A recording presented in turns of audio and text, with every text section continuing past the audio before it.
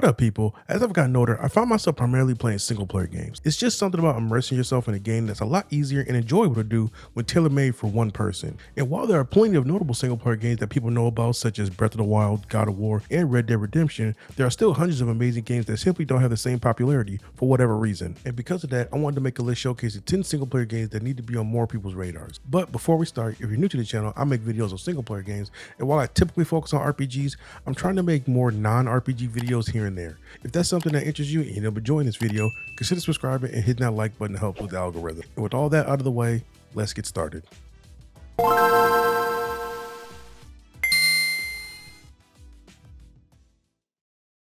Let's start the list off, however, with an RPG and talk about Child of Light.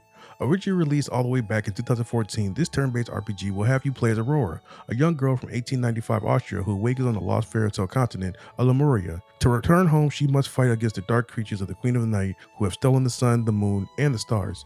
At stake is not only Lemuria, but Aurora's true destiny. The turn-based combat in Child of Light is similar to the active time battle system found in some games of the Final Fantasy and Grandia series. You can control up to 2 characters during battle and swap these 2 with waiting characters, but up to 3 enemies can appear during battle. Approaching an enemy from behind will start the battle with a surprise attack, giving the player an advantage. If the enemy approaches the player from behind, it becomes an ambush, giving the enemy an advantage. The character Ignoculus, a playable Firefly, is used as an in-game mechanic outside of and during battle. The player can freely move them to open chests that Aurora cannot reach, as well as shine his light on an enemy to slow it down or an ally to heal them. I love turn-based RPGs, but outside of gameplay, the unique art style of Child of Light is what stood out to me the most. I'm a sucker for aesthetic, and the game's watercolor design is really something people should experience. You can pause the game at any point and it looks like a beautiful painting, and that's something I appreciate just as much as the fun gameplay, maybe even more so. When I hear people talk about RPGs, I rarely hear people bring Child of Light up, and that's a shame because this game does a lot of things right while looking incredible doing it. Next, we have kind of a weird one with Clubhouse Games' 51 Worldwide Classics. This Nintendo Switch exclusive is a sequel to the 2006 DS game and features, shockingly, 51 different games in it, many of which are based on tabletop games. Seeing as how it's a sequel, maybe it was more popular than I thought, but I feel like this game was somewhat popular when it first came out and that people just stopped caring after like 6 months. There's so many amazing games to play with a lot of variety. They have classics like chess and checkers, and some games I discovered for the first time that became my favorite, like Hit and Blow. They even have their own version of Uno. And even if you didn't want to do local co-op or play online, you can still play against AI and have a lot of fun doing it. Speaking of online, I haven't checked the online population of the game, but I would assume at this point it's only like 3 people still playing, if that. Like I said, I feel like the buzz around this game was really high for a couple of months and then proceeded to fall off a cliff along with many people's interest in the game overall. Now, I don't know if they'll ever make another one of these for the Switch 2, but if they do, that would be amazing personally, and hopefully they can figure out a way to keep an active population of people playing. Next, we have another game I discovered on the Nintendo Switch, SteamWorld Heist. The game is a 2D turn-based tactics shooter developed by Image and Form, and is also the 3rd installment of the SteamWorld series, and I believe it's also a sequel to SteamWorld Dig 2. The core gameplay that consists of recruiting a team of robots, boarding enemy spaceships, and taking down rival robot factions in turn-based shootouts. In battle, the player controls the aiming of all firearms and can bounce bullets off the environment to help kill enemy robots hiding behind cover. As the game progresses, players can upgrade and customize their robot crew with different consumables, equipment, weapons, and hats. Also, to help with aiming, some weapons are equipped with laser sights.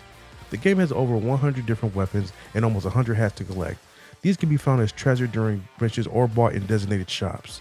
Hats are primarily attained by shooting them off opponents' heads and collecting them. I'm a big fan of most of the SteamWorld games, but Heist was always the one that stood out the most for me.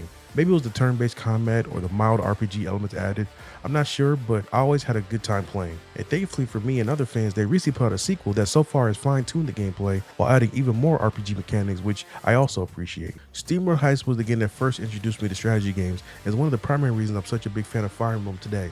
So I'll always have a soft spot for this franchise just for that alone. And while I 100% think this is worth buying full price, if you can catch it on a sale for under $10, it's a no-brainer. At number 7, we have one of my personal favorites, As Dusk Falls. The game is a narrative thriller adventure game developed by Interior Night, and although it was published by Xbox Game Studios, is also now available on most major platforms except I believe the Nintendo Switch. The story revolves around a gripping crime drama that explores the entangled lives of 2 families across decades, starting in 1998 with a robbery gone wrong in Small Town, Arizona.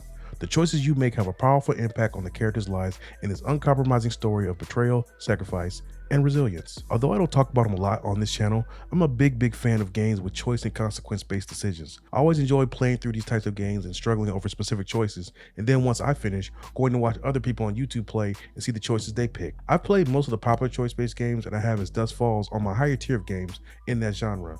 The story is really compelling and most of the characters are pretty interesting, and seeing their individual motivations collide among two timelines is very entertaining. Also, unlike a lot of these types of games, a lot of the choices actually matter and will tailor what happens to specific characters, and some may live or die depending on what you pick. I realize the art style is off-putting to a lot of people, but it never really bothered me. I kind of look at it like I'm playing through a comic book or something.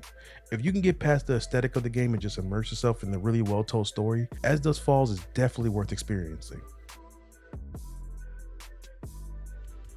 Just outside the top 5, we have Crosscode. The game is an action RPG and is constantly compared to 2D Zelda games because of its puzzles and various dungeons. The fast-paced combat is my favorite aspect of this game, which includes a cool ranking system where the more you continuously fight with a certain amount of time, the higher your rank will be. And the higher rank you get, the better rewards you'll receive because of it. This mechanic really had me searching everywhere I could for enemies to fight, and it made grinding to level up slightly more enjoyable. Slightly. I still hate grinding in games though. And while fighting enemies and doing side quests is my favorite thing to do, just like Zelda, the dungeons is probably the main draw of this indie game. I'm very rarely into puzzles myself, so I didn't personally enjoy doing them. But there's nothing wrong with the dungeons or the puzzles in them. In fact, the few I played were great. However, I just greatly preferred all the fighting and missions outside of the dungeons.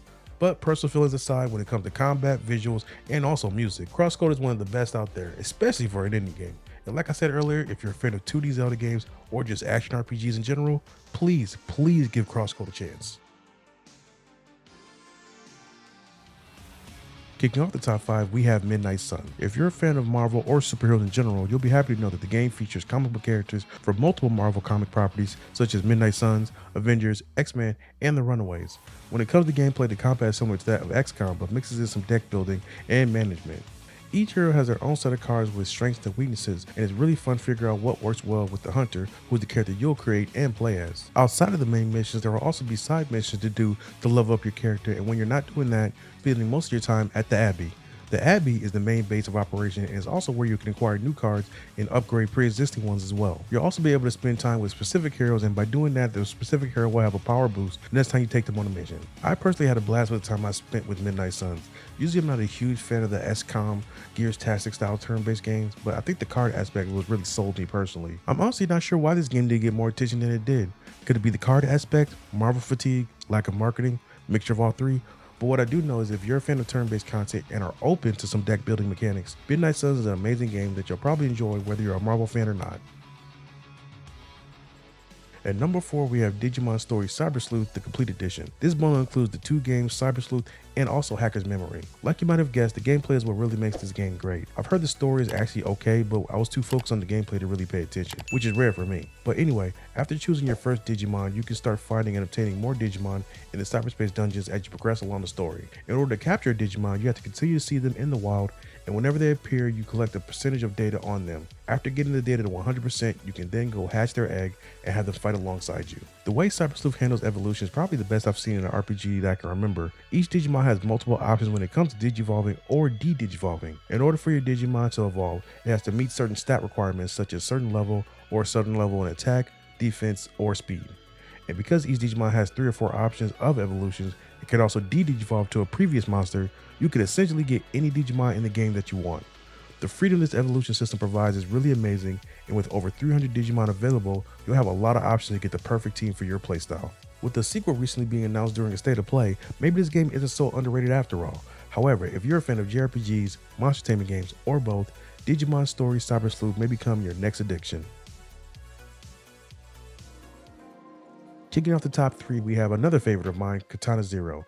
The game is a 2D platformer and hack and slash game presented from a side-scrolling perspective.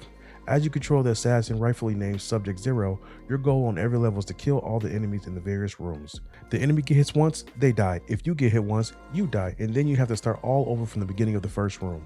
Zero can run, jump, wall kick, pick up, and throw items, attack using his katana, and dodge. Zero's ability to slow down time and predict the future allows the player to activate a slow motion effect, enabling them to predict enemy movement easier, although use is limited by a meter that gradually refills. Outside of that, the game switches up gameplay here and there by including levels involving motorcycle chases, stealth missions, and an alternative player to control. While the addicting and satisfying gameplay is obviously the biggest draw, the story is also really good in my opinion. The game does a great job of tackling dark and psychological topics while still finding ways to add humor when it's appropriate. Honestly, I can't really say too much more without spoiling anything, plus I think it would be much better to go in knowing as little as possible and figuring stuff out for yourself. It's pretty good though. Now, outside of the amazing, and I do mean amazing combat, I just enjoy the overall vibe of Katana Zero. The game really leans into the 80s vibe with the art style, color palettes, and especially the soundtrack. I'm used to games having amazing music, but it's rarely so good that I want to buy the vinyl. If you have some time today, please go look up the OST for this. You won't regret it. But I digress. When it comes to gameplay, story, and music, this little indie can hold its own against any modern day action game. So, if you're looking for a pick up and play action platformer straight out of the 80s, Katana Zero won't disappoint.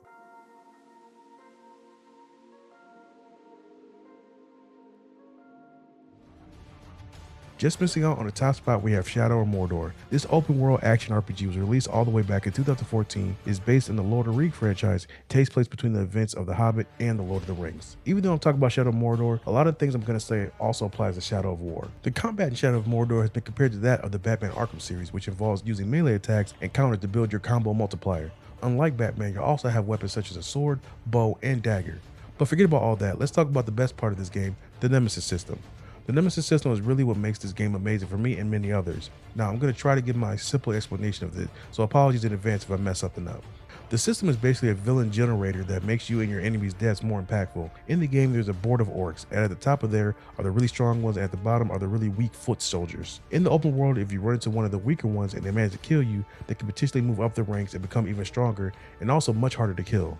So essentially, you're being punished for every death, and if you happen to lose to someone 3 or 4 times, they might end up turning into a mini Dark Souls boss. There were so many times that I would lose to a random enemy 1 or 2 times, only for him to be so strong that next time I saw them, I had to run away. But that's what made the game that much more fun for me and so many others. Unfortunately, with the recent news that Mountain Studios being shut down, we won't be getting any Shadow of games anymore, and the patent for the Nemesis system won't be up until I believe 2036, which is the most disappointing thing for me. But while all that does suck, like a lot, none of it takes away from this game being an amazing open world RPG with a game mechanic that rivals some of the best in the industry. These games go on sale fairly often in bundles, so I would wait for that, but these 2 games, especially the first one, are definitely must-buys. And at number 1, we have Sleeping Dogs. This open world third-person action game was developed by United Front Games and published by Square Enix. What stood out to me with the gameplay the most was how many different moves you could unlock and utilize. I did use all of them, but I was always impressed with the amount of effort that went into making the melee combat not only fun, but fairly deep as well. The shooting in the game was fine from what I remember, but nothing special. And while I personally don't enjoy racing in games, obtaining new cars and just driving around was really fun.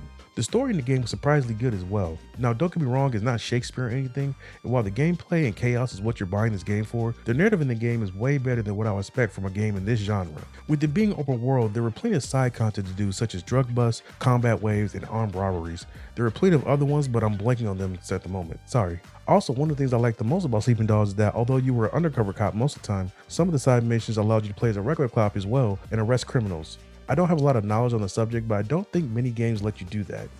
I remember buying this game for like $5 on my PS4, and to this day, it's some of the most fun I've had just playing a video game. The fact that Sleeping Dogs will probably never get a sequel is honestly a travesty, and it's something I get pissed about every couple of months. But the time I spent with this, I'll never forget, and if you pick this game up, you'll probably end up feeling the same way. But I'm really interested to hear what you have to say. What single player games do you think are vastly underrated, or just any games in general? Let me know in the comments. Thanks for taking the time to watch this video. Links to more content from me will be showcased on the screen, and I'll see you in the next one. Later.